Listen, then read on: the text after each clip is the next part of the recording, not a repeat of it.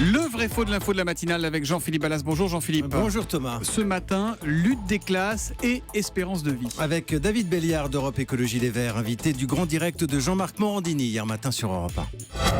L'augmentation de l'espérance de vie qu'on ressasse toujours sur la question des retraites, elle n'est pas la même selon qu'on est ouvrier ou cadre. Il y a une différence d'espérance de vie de 6 ans.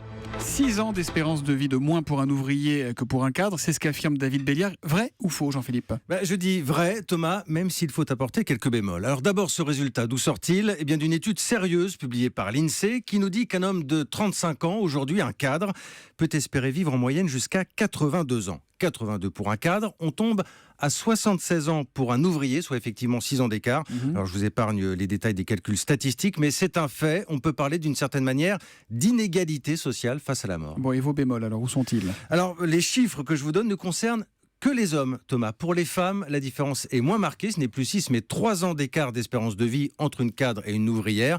Des femmes, on le sait, qui vivent plus longtemps en moyenne que les hommes. En même temps, Jean-Philippe, quand on imagine la vie d'un ouvrier et celle d'un cadre, spontanément, on se dit que l'une est plus usante, plus fatigante que l'autre. On est d'accord, je découvre pas la lune ce matin, mais 6 ans tout de même, ce n'est pas rien. D'autant que cet écart d'espérance de vie ne se réduit pas avec le temps, avec le progrès. Le constat était le même dans les années 70. Ah oui. J'ai fait vérifier les archives. 6 ans de différence déjà à l'époque, cela n'a pas diminué. Et puis surtout, Thomas, on évoque souvent l'allongement de l'espérance de vie. On parle moins de la qualité de cette vie, en bonne santé, le plus longtemps possible, sans maladie, sans handicap, sans incapacité.